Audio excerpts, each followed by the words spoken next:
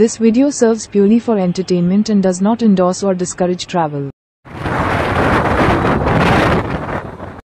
নমস্কার আমার প্রিয় বন্ধুরা, আবারও চলে এসেছি প্রতিবারের মতো নতুন একটা ইন্টারেস্টিং ভিডিও নিয়ে। যে জায়গায় যাচ্ছি না সেটা হচ্ছে কাপেলদের জন্য একদম পারফেক্ট, মানে হুগলি নদীর তীরে ঠান্ডা শীতল হাওয়া ও সুন্দর একটা পরিবেশ।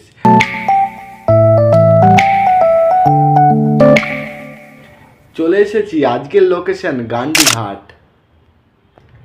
গান্ধীঘাটের একদম গেটের সামনে কিছু নিয়মাবলী দেওয়া রয়েছে, এগুলো অবশ্যই কিন্তু আমরা মেনে চলবো। তো তোমরাও দেখে নিতে পারো ভিডিওটা কোর্স করে। তো চলো ভিতরে প্রবেশ করা যাক।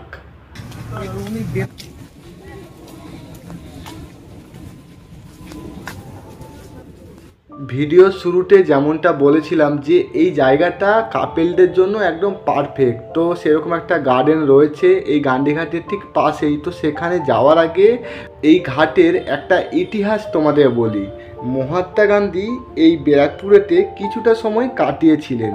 যখন রাষ্ট্রগুরু সুরেন্দ্রনাথ গুরুতর অসুস্থ হয়েছিলেন তখন মহাত্মা গান্ধী তাকে দেখতে 1925 সালের 6 মে ব্যারাকপুরেতে আসেন।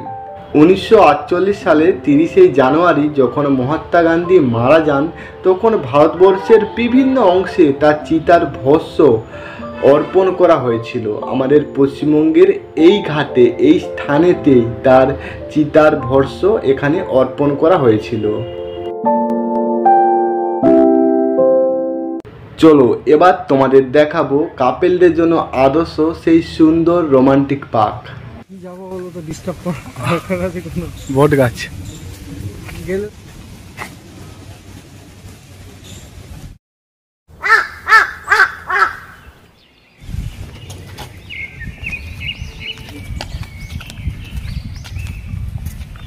বলো দাদা এই গাছটা দেখো, জঙ্গলটা না, জঙ্গলটার পিছনে যে গাছটা আছে এইটা এই যে গাছটা, হ্যাঁ পিছনের গাছটা, এই গাছটা সুন্দর আছে। জাস্ট ইমাজিন করো ওই গাছটায় বসে পা ভিজে থাকবে জলের মধ্যে বসে, যদি হাতে একটু কোল্ড ড্রিঙ্কস থাকে কিরকম লাগবে, সুন্দর সুন্দর কফি কাপ যদি থাকে কিরকম লাগবে। হাওয়াটা সেই দিচ্ছে বল। হ্যাঁ সেটা তো বলছি, এটা নৌকো বা জাহাজ কিছু তো দেখতে পাচ্ছি না। না এটা অ্যাকচুয়ালি হচ্ছে হুগলি নদী, ফেরিঘাটটা ওই পাশে পড়বে একটা, আর ওই পাশেরটা ওই দিকে পড়ছে। ওই পারে কি আছে? গঙ্গার ওপারে শ্যাওড়াফুলি, ওই তো ওইটা ফেরিঘাট দেখো, ওইটা দূরে। আর এদিকে দেখো দাদারা মাছ ধরছে, সেটাও একটু দেখো।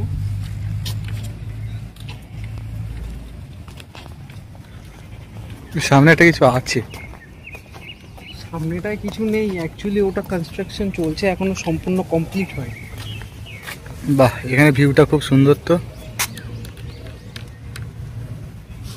আর এইদিকে দেখো একবার, এই যে যে প্ল্যান্টেশন বিউটিফিকেশনের কাজগুলো, এইগুলো সম্পূর্ণটাই ফরেস্ট ডিপার্টমেন্ট করছে। এবার বলবো যে এই স্থানে তোমরা আসবে কিভাবে। যদি ট্রেনের মাধ্যমে আসো তাহলে ব্যারাকপুর স্টেশনে নেমে বাদিকে অটো স্ট্যান্ড রয়েছে, সেখান থেকে এই গান্ধীঘাটে আসার জন্য অটো পেয়ে যাবে। বৃষ্টির জন্য দেখ জলে ভর্তি হয়েছে। আমি হুইল চেয়ারে পরিষেবা নিচ্ছি, তুই সিঁড়ির পরিষেবা নে। সিঁড়ি ওটা হুইল চেয়ারের জন্য। বৃষ্টির জল জমে আছে ভালো, কিন্তু পরিষ্কার না, এখনো তো কমপ্লিট হয়নি সম্পূর্ণভাবে। আর সম্পূর্ণভাবে চালু হওয়ার আগে থেকেই পাবলিকের জন্য এটা খুলে দেওয়া হয়েছে। এখানে লাইট লাগাবে, এই যে মানে রাতে পুরোপুরি অফ। এক কথায় বলতে গেলে আমাদের স্টেট গভর্নমেন্ট উন্নতি বাদে এই দিক থেকে অনেক উন্নতি করছে। এই জায়গাটা বেশ ভালো করছে, অনেক কি করছে জানি না। তাই অনুরোধ স্টেট গভর্নমেন্ট, এখানে একটা আইল্যান্ড। আমি তো বলছি এই উন্নতি করছে ঠিক আছে, বাট আমাদের একটু ইনকামের উন্নতিটাও একটু যদি মাথায় রাখেন তাহলে খুবই ভালো হয়। এই গাছটা দেখ খুব সুন্দর। এই ওটা না এইটা এই যে এইটা, এই গাছটার কথা বলছো? হ্যাঁ, ঝুড়ি নেমে যে দেখ কত সুন্দর। এই সাইরেনের আওয়াজটা শুনলে মনে হয় এবার পাকিস্তানের সাথে যুদ্ধ লাগবে, তাই তো? সাবধান বাণী। এই গাছটা কিন্তু সেই আছে, শুকনো পাতা। এই পাতাগুলো সেই তো। ছড়াচ্ছ কেন, নোংরা করছো কেন?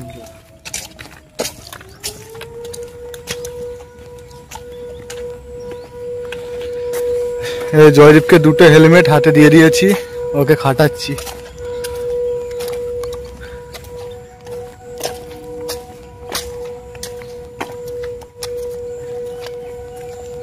এই গাছের গুড়িটা দেখ, যেন তীরের ফোড়াটা। কচুরিপানা প্রচুর আছে। ওটা একটা ঝিল টাইপের কিছু একটা করবার চেষ্টা। এটা তো হ্যাঁ, এটা একটা ঝিল টাইপের কিছু একটা করবে। এই একটা গেট আছে, ওই যে সিঁড়ি দেখা যাচ্ছে। পাতা দেখ, মানে এখানে প্রচুর লেবার লাগবে।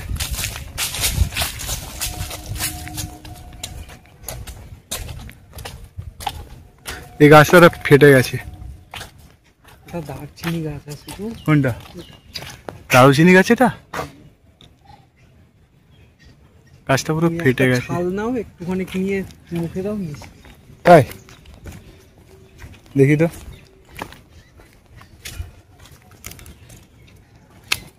হ্যাঁ, দারচিনি না, দারচিনি গাছ না রে। বলছি দারচিনি।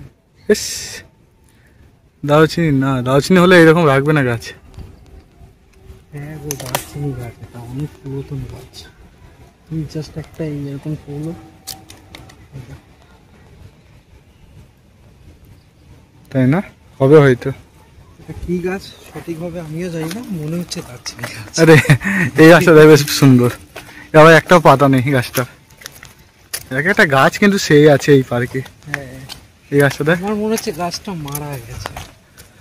না, আইসিইউতে ভর্তি আছে, মারা যাবে।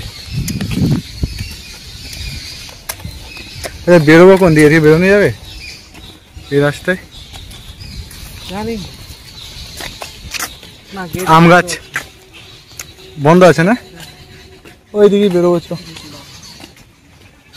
এই দেখ পাখি, ওই পাখি। আরে